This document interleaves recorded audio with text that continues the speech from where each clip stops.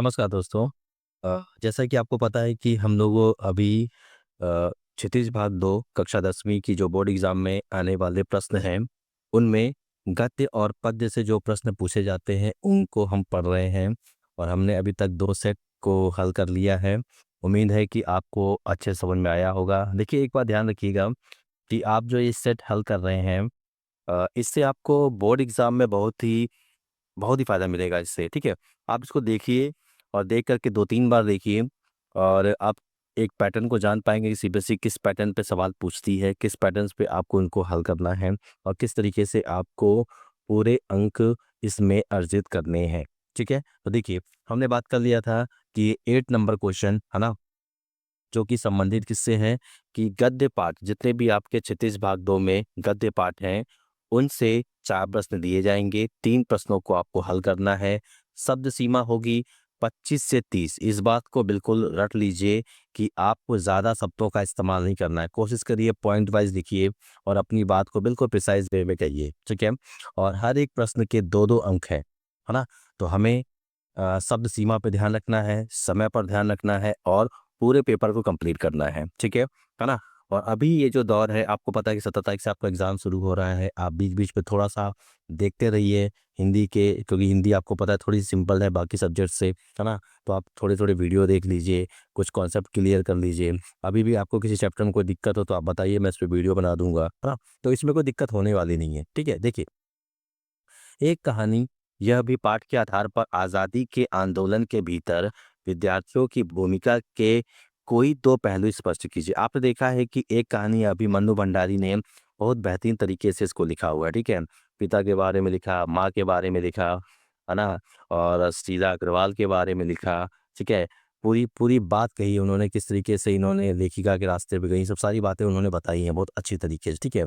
अब इसमें क्या लिखा हुआ है कि विद्यार्थियों की भूमिका भूमिका किसी भी तरीके से आज़ादी के आंदोलन में, उसको आपको लिखना है, 2 पहलू लिखना है ना?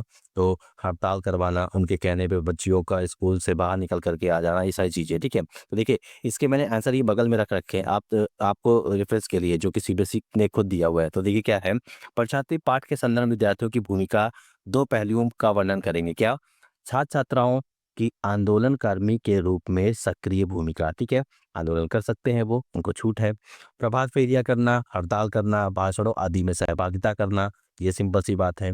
कॉलेज, स्कूल से निकलकर सड़कों पर प्रदर्शन करना, ये भी है ना? ठीक है? तो इनमें से कोई 2 बिंदु आप लिख लेंगे और ये भूमिका दर्शा देगा कैसे? कि एक कहानी अभी मन्नू भंडारी के हिसाब से जैसे उन्होंने किया, प्रभात फेरियाँ किया उन्होंने, ठीक है? कॉलेज स्कूल से निकल के सड़कों पे प्रदर्शन किया उन्होंने, याद है आपको?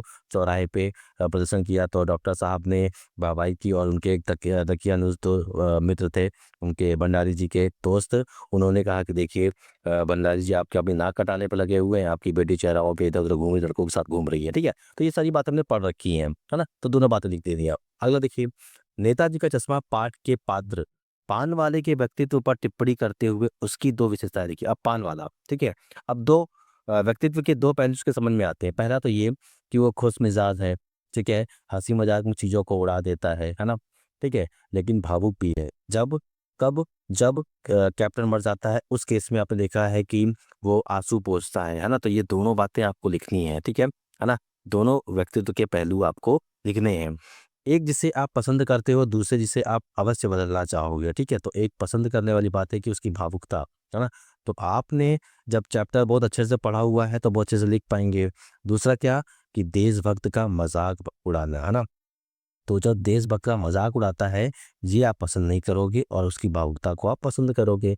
तो वही बातें हैं देखिए कि उसका खुशमिजाज होना, संवेदनशील होना कैप्टन की मृत्यु होने पर, देखिए बता दिया आपको मैंने। बदलना क्या चाहेंगे कि मज़ाक उड़ाना, असंवेदनशील होना, कैप्टन को लंगड़ा और पागल कहना, देशभक्ति का मज़ाक एक तरीके से उड़ाना, ये हमारे लिए बदलना चाहेंगे। 2 पॉइंट से आप 2 पॉइंट लिखेंगे, पूरे नंबर आपको मिल जाएँगे। अगला है, बाल गोविंद भगत पाठ से सोदाहरण सिद्ध कीजिए कि भगत कबीर की शिक्षा को सिर्फ कथनी में ही नहीं, करनी में भी उतारते थे, ठीक है? अब कबीर की जो शिक्षाएँ हैं, ठीक है? कि आपको ज़्यादा मोह नहीं करना है, ठीक है? है ना? आपने देखा है कि खेत में जो कुछ भी पैदा होता था, वो सीधे कबीर के मठ में जाता था, आपने देखा है, ठीक है ना। सबके बस की बात नहीं ये।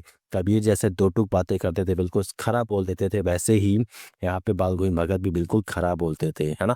ठीक है, तो ये दो बातें हैं, और भी बहुत सारी बातें आप लिख सकते हैं, उदाहरण के साथ लिख सकते हैं। ठीक है, ये देखिए लिखा हुआ है यहाँ पे कि बेटे की मृत्यु पर के समय पे धैर्य संयम का परिचय देते हुए आत्मा परमात्मा के मिलन पर उत्सव मनाना। ठीक है, जैसा कबीर ने बोला वैसा किया उन्होंने। झूठ ना बोलना, खरा व्यवहार करना, ये भी आपको मैंने बताया है। बिना पूछे दूसरे की वस्तु को हाथ न लगाना, और साथ में आप और मेंशन कर सकते हैं कि निस्वार्थ भाव से काम करना, ठीक है, या सब कुछ दूसरों के हित में काम करना। जैसे आपने देखा है कि खेत में जो कुछ भी हुआ वो तुरंत लेकर के अपने सर पे लाद करके तुरंत जाते हैं कबीर मठ, और वहां से जो प्रसाद रूप में मिलता है उसको घर लेकर के आते हैं। ठीक है ना, तो मोह माया कम होना। अब देखिए, अब हमने गद्य का पढ़ लिया, आपने देख लिया कि हमने गद्य वाला जो था वो पढ़ लिया। अब बात आती है पद्य वाला। सेम कंडीशन इसमें भी है। सारे क्वेश्चन जो होंगे वो 3 करने हैं, और आपके 2-2 नंबर के। शब्द सीमा कितनी है? 25 से 30 शब्द। इस चीज़ को आपको रट के रखना है, ठीक है। 25 से 30 शब्द, ज़्यादा नहीं लिखना है। आपको एक बोर्ड की कॉपी में कोशिश करिए कि ये 3 प्रश्न यहीं पे आपके आ जाएँ, ठीक है। ज़्यादा लिखने के चक्कर में पड़ेंगे तो आपका 6 लेखन और ईमेल राइटिंग, पत्र लेखन में से कुछ भी छूट सकता है, ठीक है। तो आपको उसी के अकॉर्डिंग समय सीमा बनानी है और फटाफट क्वेश्चन करते जाना है। आगे देखिए, सूरदास की गोपियों कि वाक चातुर्य को किन्हीं 2 उदाहरणों से स्पष्ट कीजिए। वाक चातुर्य का मतलब होता है बोलने की कला। कितना वाक चातुर्य की राजनीति पढ़ लिया उन्होंने। हम तो अबला थे और गुड़ चींटी जैसे चिपक जाती है, वैसे ही हम फंस गए उनके प्यार में, ठीक है। और एक जगह पे उद्धव को इतने बड़े एग्जाम्पल दिया उन्होंने कि जैसे कमल का पत्ता होता है उसमें पानी नहीं लगता है, और तेल की जो बूंद होती है वो पानी में मिलती नहीं है, तुम्हारा व्यवहार वैसा है। बहुत सारे वाक चातुर्य के उदाहरण है, ठीक है। तो उनमें से कोई 2 आपको लिखना है। तो हमने यहाँ पे देखिए लिखा हुआ है कि लिखे इस जगह पे देखिए, है ना, कि उद्धव को भाग्यवान कह करके वास्तव में उन्हें भाग्यहीन साबित कर देना, ये भी आपने देखा है ना। प्रकारांतर के योग से चक्री के समान ऐसा चित्त वाले कृष्ण को सही ठहराना, ठीक है। कृष्ण को राजनीति कह करके उनका छलपूर्ण व्यवहार की ओर संकेत करना, ये सारी बातें आप लिख सकते हैं, ठीक है। अच्छे उदाहरणों को देना, है ना। अपना और अपने भगवान श्री कृष्ण के प्रेम को दर्शाना, याद है आपको मैंने बताया हुआ है उसमें कि जैसे गुड़ चींटी से चिपक जाती है, और अपना वो मतलब कि अपने आप को चींटी कहना, गुड़ श्री कृष्ण को कहना, और हारित पक्षी से तुलना करना, योग की तुलना करना, कड़वी ककड़ी के समान, बहुत सारे एग्जाम्पल है, आप उनमें से कोई भी लिख सकते हैं, है ना। जरा देखिए, कवि निराला बादलों से किन किन कारणों से गरजने और बरसने का आग्रह कर रहे हैं, ठीक है। उत्साह कविता के आधार पे कोई 2 कारण अवश्य लिखिए। जब आपको बोल दिया 2 कारण, तो आपको 2 पॉइंट बनाइए वही और फटाक से लिख दीजिए, इसमें कोई बड़ी बात नहीं है, ठीक है। तो आपने क्या देखा कि उत्साह कविता के आधार पे 2 कारण क्या हैं। तो एक कारण लिख लो भाई कि लोग तप्त गर्मी से बिल्कुल व्याकुल हैं, एकदम बेचैन हैं, इस वजह से आपको बरसने के लिए बोल रहे हैं, है ना। क्रांति लानी है। क्रांति मतलब कि कोई चीज़ गलत हो रही है उसमें बदलने के लिए आपको गरजने की ज़रूरत पड़ेगी, इस वजह से, है ना, गरजने और बरसने के लिए आग्रह कर रहे हैं। अब देखिए सीबीएसई ने क्या आंसर दिया है वो भी देख लीजिए। लिखा हुआ है यहाँ पे सामाजिक परिवर्तन और बदलाव, मतलब कि वो आएगी किससे? क्रांति से ही आएगी, तो वो गरजने पे आएगी। शोषित पीढ़ी जनता के कल्याण के लिए, है ना, नया निर्माण करने के लिए, कब? जब पानी बरसेगा या बारिश होगी। गर्मी से मुक्त करने के लिए। तो 2 पैराग्राफ है इसमें उस कविता में। पहले वाले में क्रांति लाने की बात की गई है, और दूसरे वाले में क्या की गई है? गर्मी खत्म करने की, मतलब कि ये जो लोग बेचैन हैं, व्याकुल हैं, उन चीज़ों को खत्म करने की। दोनों बातें आपको इसमें से तो कोई 2 कारण लिख देंगे, आपको पूरे नंबर मिल जाएंगे। आगे देखिए, यह दंतुरित मुस्कान कविता में बच्चे के स्पर्श से शेफालिका के फूल के झरने से क्या अभिप्राय है ना। अब देखिए कहाँ पे शेफालिका के फूल की बात की है उन्होंने? बबूल और बांस। बबूल और बांस आपको पता है कि इसमें कोई फूल नहीं है, ठीक है ना। यहाँ से शेफालिका के फूल झरने की बात की गई, और बच्चे के स्पर्श से, केवल छूने मात्र से। तो देखिए इसमें आंसर क्या दिया हुआ है, आप इसको अगर पढ़ें अच्छे से याद है। स्नेह और वात्सल्य भाव जो बच्चे के स्पर्श के से कवि के मन में फूट पड़े हैं। कठोर और रूखे मन में कोमलता और आनंद का प्रभाव। कठोर और रूखे का मतलब क्या है? बांस और बबूल, ठीक है।